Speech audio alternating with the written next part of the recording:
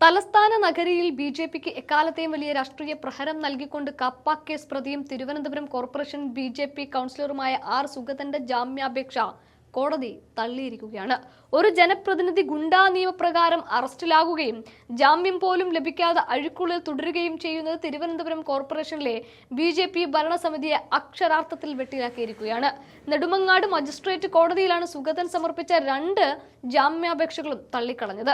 ഇതോടെ ബി.ജെ.പിയുടെ സദാചാര രാഷ്ട്രീയ വാദങ്ങളുടെ മുനയൊടിക്കുന്ന കാഴ്ച കൂടി കേരളം കാണേണ്ടി വരികയും ചെയ്യുന്നുണ്ട്. തിരുവനന്തപുരം നഗരസഭയിൽ വലിയ രാഷ്ട്രീയ മാറ്റങ്ങൾക്ക് തുടക്കം കുറിക്കുമെന്ന് ബി.ജെ.പി അവകാശപ്പെട്ടുകൊണ്ടിരിക്കുന്ന ഈ സമയത്താണ് സ്വന്തം കൗൺസിലർ തന്നെ ക്രിമിനൽ പശ്ചാത്തലത്തിൽ ജയിലിലാകുന്നത്.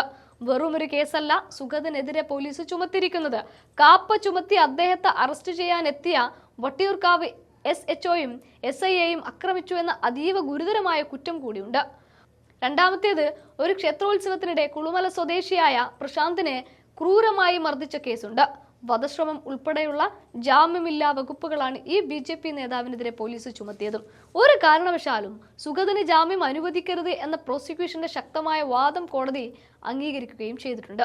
നിയമത്തിന് മുന്നിൽ സുഗതൻ നടത്തിയ ആക്രമണങ്ങൾക്ക് വലിയ വില നൽകേണ്ടി വരുമെന്നാണ് ഈ കോടതി വിധി വ്യക്തമാക്കുന്നതും. ഈ സംഭവം ബി.ജെ.പി നേതൃത്വത്തിന് ഉണ്ടാക്കിയ ക്ഷീണവും പ്രതിസന്ധിയും ചില്ലറയൊന്നുമല്ല. തിരുവനന്തപുരം കോർപ്പറേഷനിൽ ശക്തമായ പ്രതിപക്ഷമായി നിലകൊള്ളുകയും ഭാവിയിൽ ഭരണത്തിലേറാൻ ശ്രമിക്കുകയും ചെയ്യുന്ന ബി.ജെ.പിക്ക് ഈ അറസ്റ്റ് അക്ഷരാർത്ഥത്തിൽ കനത്ത ഒരു ഇരുട്ടടിയായി മാറുന്നുണ്ട്. സുഗതൻ അറസ്റ്റിലായതോടെ കോർപ്പറേഷനിൽ പാർട്ടിയുടെ പ്രതിച്ഛായ പൂർണ്ണമായും തകരുകയാണ്. സ്വന്തം കൗൺസിലർ ഗുണ്ടാ നിയമപ്രകാരം ജയിലിൽ കഴിയുമ്പോൾ തിരുവനന്തപുരത്ത് ജനങ്ങളോട് എന്ത് മറുപടി പറയണമെന്നറിയാതെ കുഴഞ്ഞു പോവുകയാണ് ബി.ജെ.പി നേതൃത്വം. കൗൺസിലിന്റെ യോഗങ്ങളിൽ സുഗതന്റെ വിഷയം ചർച്ച ചെയ്യാൻ പോലും ബി.ജെ.പി അംഗങ്ങൾ തയ്യാറാകുന്നില്ല എന്ന് പ്രതിപക്ഷം ആരോപിക്കുന്നത് അവരുടെ ഈ ഗതികേട് കൊണ്ടുകൂടിയാണ്. വിഷയത്തിൽ നിന്ന് എങ്ങനെ തലയൂരുമെന്നറിയാതെ നിൽക്കുകയാണ് തിരുവനന്തപുരം ജില്ലാ ബി.ജെ.പി നേതൃത്വം. അതേസമയം ബി.ജെ.പിയുടെ ഈ ഗതികേട് പരമാവധി രാഷ്ട്രീയമായി മുതലെടുക്കുന്നുണ്ട് കോൺഗ്രസും CPM-ഉം.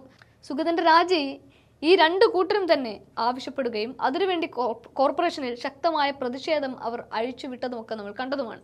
ജനപ്രതിനിധി എന്ന നിലയിൽ തുടരാൻ സുഗതന് യാതൊരു അർഹതയുമില്ല എന്നും ബി.ജെ.പി അദ്ദേഹത്തെ സംരക്ഷിക്കുന്നത് ക്രിമിനലുകളോടുള്ള അവരുടെ അനുഭാവമാണ് കാണിക്കുന്നത് എന്നും പ്രതിപക്ഷം തുറന്നടിക്കുന്നുണ്ട്.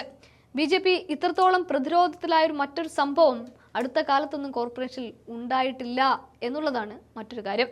മജിസ്ട്രേറ്റ് കോടതി ജാമ്യം തള്ളിയ സാഹചര്യത്തിൽ ഇനി ജില്ലാ കോടതിയെ സമീപിക്കാനാണ് സുഗതന്റെയും അഭിഭാഷകരുടെയും നീക്കം. എന്നാൽ പോലീസിനെ ആക്രമിച്ച കേസ് ഉൾപ്പെടെയുള്ളതിനാൽ അവിടെയും കാര്യങ്ങളൊട്ടും എളുപ്പമാകില്ല. പാർട്ടിയുടെ മുഖം രക്ഷിക്കാൻ സുഗതനെതിരെ അച്ചടക്ക നടപടി എടുക്കണോ അതോ അദ്ദേഹത്തെ സംരക്ഷിച്ച് കൂടുതൽ രാഷ്ട്രീയ നാണക്കേട് സഹിക്കണോ എന്ന ധർമ്മ സങ്കടത്തിലാണ് എന്താണെങ്കിലും ഇപ്പോൾ ബി.ജെ.പി.